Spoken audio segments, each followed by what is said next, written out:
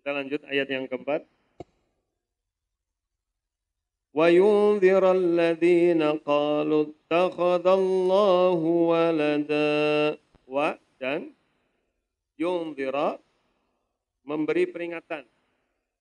Ya, yunzira apa? Memberi peringatan alladzina orang-orang yang sebenarnya alladzina itu artinya yang, tidak mesti orang-orang. Tetapi karena ini konteksnya kepada orang baru diterjemahkan orang-orang yang qalu mereka telah mengatakan, ini pakainya fi'il madhi telah. Jadi sudah lama mereka katakan ittakhadha telah menjadikan Allah itu walada seorang anak. Jadi Al-Qur'an ini diantara tujuan turunnya memberi peringatan. Jadi membantah rancuan yang luar biasa tentang usuluddin, tentang tauhid. Kan pernah saya sampaikan, dakwah Nabi itu tujuan utamanya ada dua. Satu apa? Satu apa? Saya kasih bocoran. Ya. Al-Anbiya 25, An-Nahl 36. Itu bocorannya. Lah ya kan pakai dalil semua. Apa? Beribadah kepada Allah. Ya, tapi beribadah yang gimana, Mas? Tujuannya, karena gini, sebelum diutus Rasul pun, atau pada masa-masa tidak diutus Rasul, mereka juga beribadah kepada Allah. Tapi dengan cara mereka. Kerancuannya kan dua. Satu, Allahnya dalam bayangan mereka berbeda.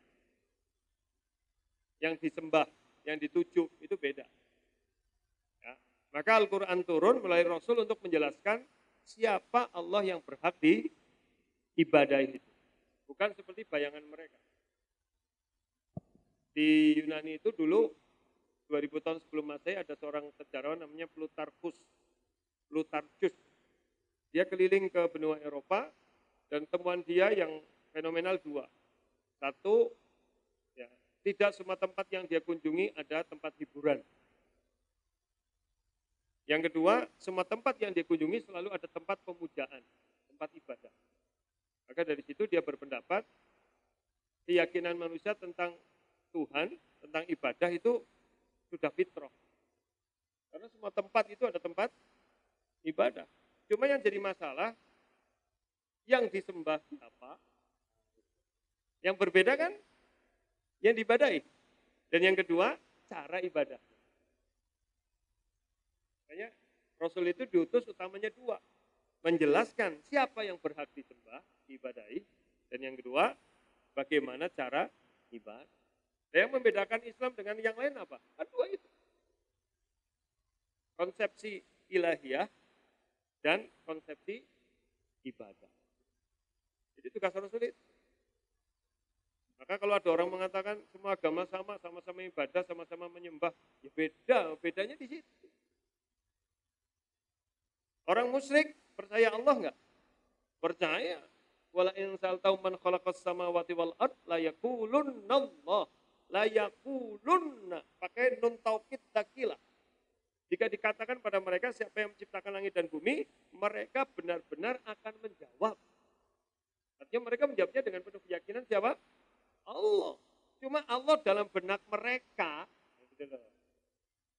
berbeda dalam konsep Islam. Maka Rasul diutus untuk menjelaskan. Allahnya itu enggak seperti yang kamu bayangkan. Paham ya? Maka ini yang namanya tauhid. Jadi perbedaan Islam, ajaran para Rasul dengan keyakinan masyarakat itu pada ilahiyah, pada uluhiyah. Pada rububiyah hampir sama.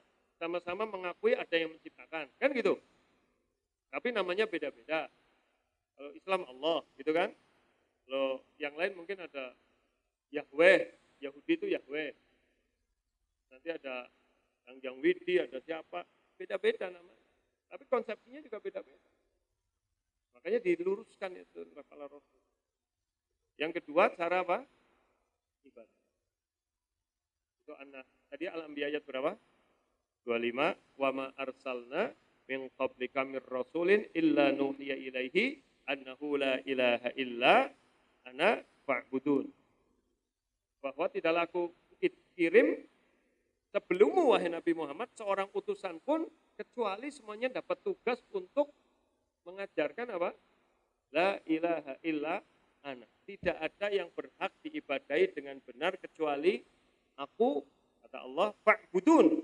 Beribadahlah hanya kepadaku. Ya.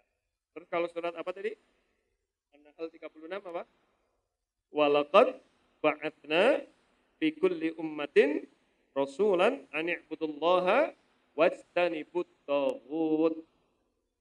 Sungguh telah kami utus pada setiap umat seorang utusan untuk mengajarkan beribadahlah hanya kepada Allah dan meninggalkan segala bentuk taghut. Jelas ya? Jadi tugas Rasul apa? 2. 1, menjelaskan konsepsi ilahiyah. Siapa itu ilah yang sebenarnya? Allahus Somad, lam yalid walam yulad, walam yakul lahu kufuwan ahad. Itu udah nggak bisa ditawar. Ahad berarti apa? Mutlak, absolut. Lam yalid walam yulad, tidak beranak, tidak diperanakan. Maka konsepsi beranak diperanakan ini nanti menjadi kemurahan yang sangat dahsyat, dosa yang sangat besar. Di antaranya surat Al-Kahfi ini untuk membantah itu. Untuk membantah itu. Bahkan saking besarnya dosanya ini, gunung-gunung, tata surya, planet mau meledak semua. Gara-gara keyakinan manusia seperti itu. Di mana? Buka surat Maryam 8892. Buka sekarang. Surat apa? Maryam. Ayat berapa? 88. Sampai 9. Yang namanya tafsir itu yang paling utama tafsir ayat dengan ayat. Ayat dijelaskan dengan ayat. Yang kedua ayat dijelaskan dengan hadis. Itu namanya tafsir biriwayat. Surat apa? Maryam. Dekat-dekat Al-Kahfi ini Maryam. Setelah Al-Kahfi itu Maryam. Satu atau sebelum Al-Kahfi Al-Isra. Benar ora? Benar wong yang wis ngecek. Ya? Ayat berapa? 88. Maryam itu ibunya siapa? Lah, Allah menjelaskan di surat Maryam itu untuk membantah itu. Nah, ini sebuah kerusakan dosa yang sangat besar ketika mengatakan Allah memiliki anak, subhanallah. Jadi ayat ini itu menjelaskan. Al-Kahfi turunnya di mana? Turunnya ayat apa? Makkiyah atau Madaniyah? Makkiyah. Berarti Rasulullah kaum musyrikin belum berinteraksi dengan orang Yahudi dan Nasrani secara langsung. Ya berinteraksi dalam hubungan dagang saja. Tapi berinteraksi secara langsung sebagai sebuah dialog antar agama belum. Berarti Imam Al-Qurtubi, kemudian Ibnu Ashur dalam At-Tahrir, kitabnya ya, At-Tanwir, dan berbagai ulama yang lain mengatakan, ini konteks ayat ditujukan waktu itu kepada orang musyrik Mekah yang meyakini bahwa malaikat adalah anak Allah. Tetapi keterkaitan juga nanti nyambung kan. Yang dulu, kalau orang musyrik Mekah punya keyakinan itu dikejar, dari mana pengetahuan itu? Gak jelas juga. Ternyata Yahudi melu. Ternyata Nasrani melu. Berarti ini sebenarnya pangkalnya adalah dari buah pikiran manusia. Nanti di ayat kelima akan dijelaskan. Jadi ayat ini secara umum 3 yang dituju. 1, orang musyrik Mekah yang meyakini malaikat sebagai anak perempuan Allah. Surat apa? Al-Isra. Ayat berapa? Kayak gue. Aja pelit-pelit ngelemoni. Dimonikna, karena kalau udah terucap biasanya melekat. Ya. Biasanya kan kepikir dulu dalam hati, terucap melekat. Ya kan? Mulanya anggar kepikiran cok lindur, nyebut-nyebut jeneng. Hati-hati. Halo? Ya iya. Allah. Kayak gue maksudnya. Ya. Kedua, apa?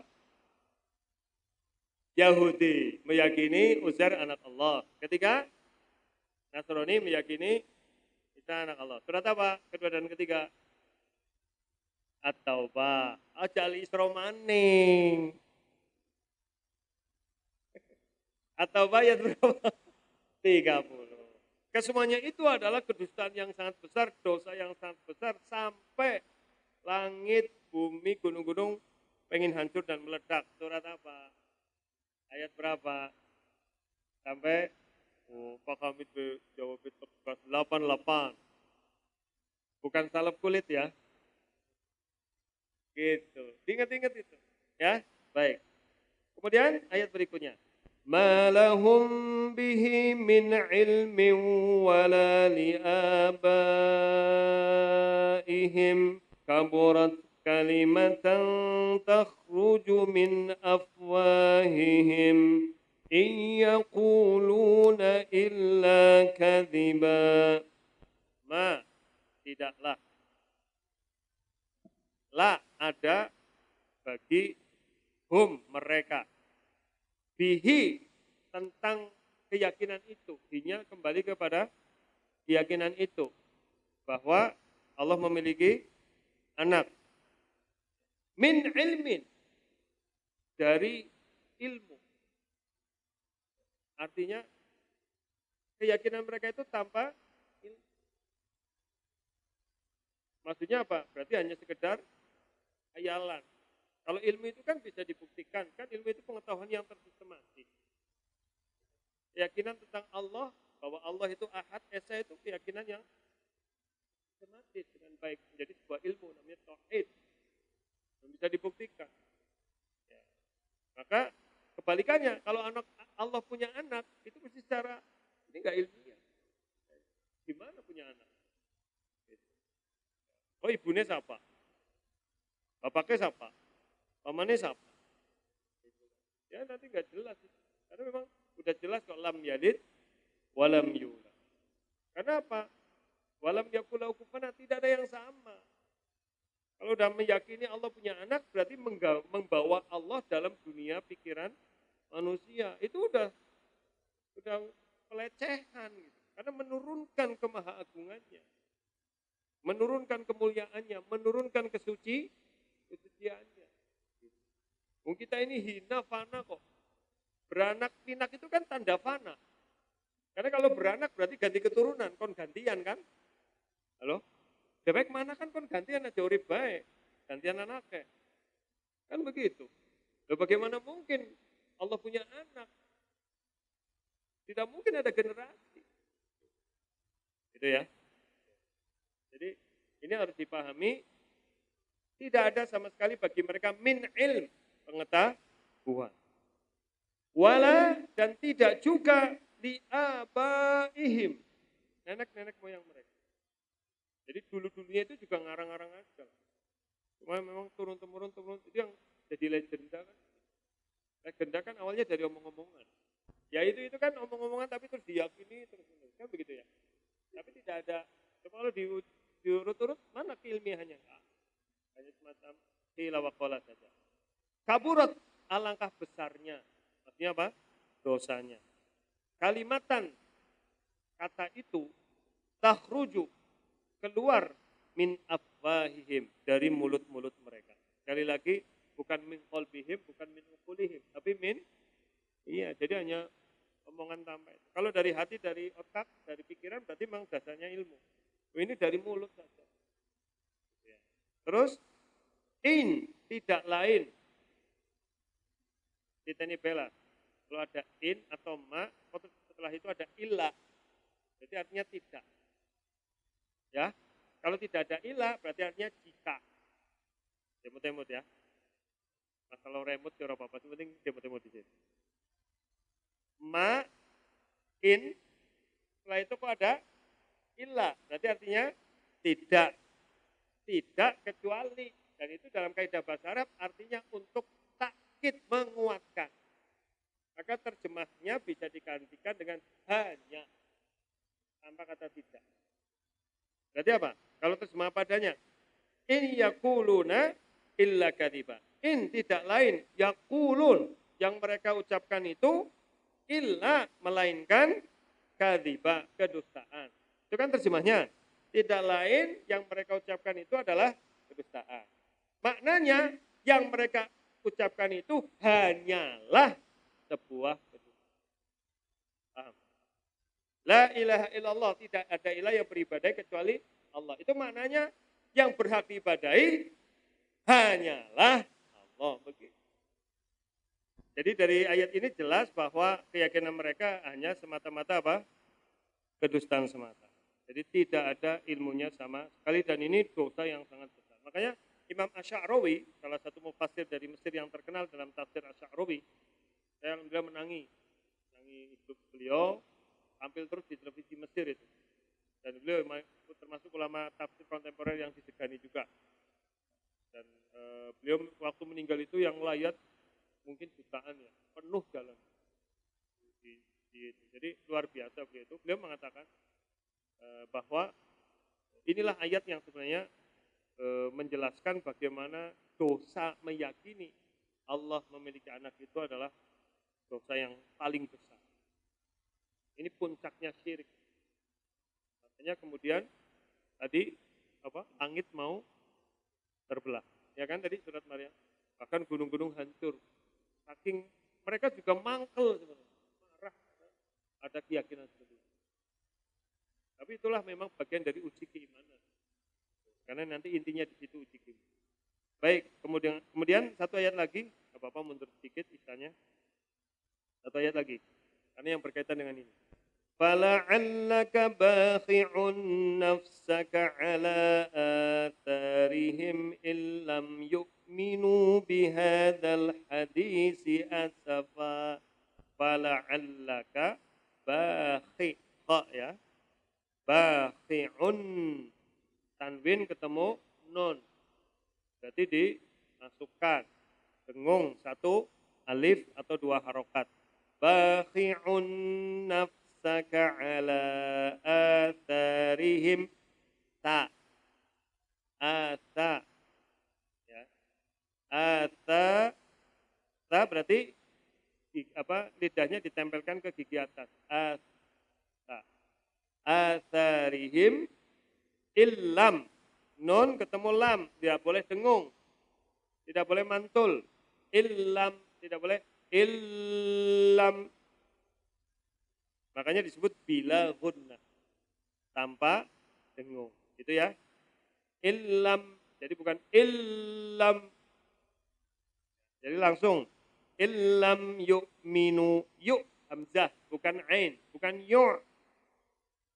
Kefasihan malah salah. Hamzah, yuk minu, yuk. Hamzah itu di mana? Tenggorokan bawah. Kalau ain di mana? Tengah. Ain itu di tengah dengan ha. Hamzah dengan ha. Kha dengan gha. Di ujung ini tenggorokan paling luar. Kha, gha, ha, a, a, ha. Maka harus udah kemarin udah kita bahas. Disukun semuanya. A, ah, a, ah, ah. Tapi sing pilek aja meliuk kayak gitu. Bahaya ya. Engkau. Dah. Kemudian bihadal hadithi asafa. Baik, inilah susunan bahasa Arab. Ya. Jadi keindahan bahasa Arab itu susunan katanya bisa di depan, belakang gitu. Maka kalau diterjemahkan per kata, ya, susunannya per kata nanti kurang tepat. Tapi nggak apa-apa kita terjemah dulu per kata. Ya. Pak, maka la'alla bisa jadi barangkali engkau Muhammad, betapa dekatnya Allah dengan Nabi. Ya. Bicara dengan Nabi dengan kata-kata kamu langsung, hitopnya langsung. Itu kata ganti orang kedua berarti langsung. Bakhi'un. Bakhi'un itu artinya merusak. Menghancurkan. Nafsaka, jiwamu sendiri. Ala atas atharim. Pengaruh bekas jejak. Athar itu pengaruh bekas jejak. Athar. Athar itu apa? Pengaruh. Makanya atharus sujud gitu kan. Athar para sahabat, jejak-jejak bekas peninggalan para sahabat. Ini pakai kata apa? Atharihim. Jejak-jejak bekas him. Siapa himnya? Siapa himnya? Ibnu Abbas rahimahullah menjelaskan, Him ini adalah diantaranya pembesar-pembesar Quraisy. Ya. Namanya boleh dihafal, boleh enggak. Ya. Satu, Utbah bin Rabi'ah. Siapa? Bin Rabi'ah. Dua, Abu Jahal bin Hisham. Siapa? Ya. Tiga. Ya. Tadi yang kedua siapa? Ya. Ketiga, Abu Buhturi. Siapa? Abu Buhturi. Keempat, Nadhr bin Harith.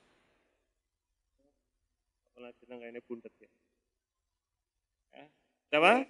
Nadhr bin Harith. Dan yang kelima siapa? Ini malah pamannya Nabi. Yang pamannya Nabi ada di sini. Muttalib. Belakangnya Muttalib. Bukan. Bukan Abu Muttalib. Al-Wa'il Muttalib. Dan beberapa orang yang lain, mereka bermusyawarah sudah. Dan musyawarahnya terbuka di hadapan orang Quraisy.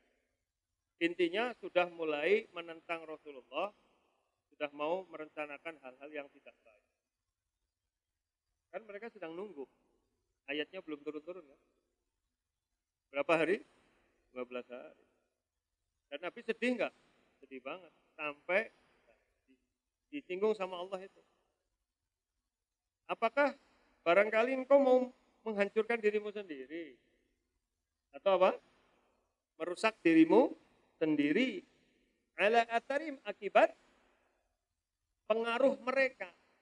Jejak bekas mereka. Itu menunjukkan apa? Ternyata pembangkangan. Mereka mulai mempertanyakan. Ya, kemudian apa lagi? Keberpalingan mereka itu sangat meresahkan hati Nabi. Kenapa? Karena Nabi orang yang sangat laqad ja'akum rasulun min anfusikum azizun. Halo? Ya Allah, orang asing nyambung. Masya Allah. Ini ayat fenomenal loh. Agar muludan dibacakan ini. Orang asing ngerti ke? Laqad ja'akum rasulun min anfusikum azizun alaihi ma'anittum harisun alaikum bil mu'minina raufur rahim. Sungguh telah datang kepadamu seorang rasul yang azizun alaihi ma'anittum. Terasa berat olehnya penderitaanmu. Jadi Nabi ini orang yang sangat memperhatikan sayangnya sama umat itu luar biasa. Jadi ketika Nabi dakwah orang nolak, itu bukan mempersoalkan penolakannya. Tapi yang beliau pikirkan, nanti gimana kalau kamu nolak gitu. Paham nggak? Kamu akan disiksa Allah, hidupmu akan susah itu. Jadi bukan kayak orang tua nek ngomongi bocah. Orang tua ngomongi bocah kan bukan karena menyakiti anak. Tapi kok nek orang manut kayak kepriwe kayak gitu, paham nggak? Itu namanya aziz. Rasa berat olehnya penderitaan. Harisun alaikum, sangat menginginkan kalian menerima hidayah ini. Makanya ketika Nabi dakwah ke Taif, dilempari batu, beliau marahnya bukan marah ini ya, beliau mangkelnya itu, oh mereka belum terbuka ya. Jibril saja menawarkan, mau tak balik itu tanahnya Muhammad? Jangan. Allahumma hdi qaumi fa innahum qaumul la ya'lamun. Ya Allah, berilah petunjuk kaumku karena mereka belum tahu. Kalau belum tahu ngelemparin batu. Kalau sudah tahu memang memahamkan itu. Bil mu'minina raufur rahim. Kepada orang-orang yang sudah beriman, tambah rauf, tambah rahim. Mau lagi urung beriman saja sayang. Jadi sayangnya itu bongkoan apa-apa. Itu sayangnya Nabi. Jadi Nabi itu sampai sedih, sampai berpengaruh dalam membekas dalam jiwa beliau. Banyak ayat yang menyindir beliau. Nabi disebut dengan toma sama Allah. Apa tatma'una ayyu'minu lakum? Apa kamu sangat ingin? Toma kan sangat ingin, tamak. Ayyu'minu lakum, untuk mereka beriman kepadamu secara langsung. Itu urusan Allah membuka hidayah. Urusanmu Muhammad cukup menyampaikan. Jadi ini ayat sebenarnya ada hiburan tersembunyi bagi Nabi. Tugasmu nyampe napa? Urusan dipikir temenan kayak kue urusannya Allah. Toh jalan hidup orang masing-masing. Yang penting kamu menyampaikan dengan segenap kemampuanmu dengan sangat sungguh-sungguh. Dan tiap orang memang punya jalan hidup. Gitu loh. Karena setiap orang punya pikiran masing-masing, punya hawa nafsu, siapa yang dia mengendalikan diri sendiri. Maka innaka la tahdi man ahbabta walakinnallaha yahdi may yasha. Engkau wahai Muhammad, kata Allah ini, tidak akan bisa memberi hidayah pada orang yang engkau cintai. Pamannya sendiri, Abu Thalib itu kurang apa? Bisa paman dekat, hormat dia, melindungi dia. Bahkan Nabi itu Abu Thalib kan jadi bemper. Beliau Abu Thalib ngomong sama orang-orang musyrik Mekah. Aku yang ngapa-ngapa ponakanku, ngadepinya. Bemper itu. Tapi nggak mau masuk ke Islam. Ketika sakaratul maut, Abu Jahal dampingi, Nabi dampingi. Abu Jahal memprovokasi. Ya kalau bahasa kita, kowe melu agamane ponakanmu ya, menghina nenek moyang kowe. Matimu ya orang pengaji lah. Kalau bahasa kita begitu. Dan Nabi memohon. Tapi kan tetap Abu Thalib memilih. Sehingga Abu Thalib nanti dalam keadaan berjasa nggak terhadap Islam? Berjasa. Tapi matinya tetap. Jadi, itu yang harus dipahami. Jadi, itu fala'allaka bakhun nafsaka ala atharihim. Jadi, apa kau akan membunuh dirimu sendiri akibat pengaruh mereka? Karena kamu sangat sayang dengan mereka, tapi sadarlah wahai Nabi, hidayah itu milik Allah. Gitu. Jadi, beban yang Allah berikan kepadamu itu hanya sebatas menyampaikan. Illal balag. Balag itu apa? Cuma bukan kita menyampaikan, itu ada rahasianya. Balag itu kan menyampaikan sampai ke hati. Makanya qaulan baligho itu kata-kata yang menyentuh, yang membuka kesadaran. Susah.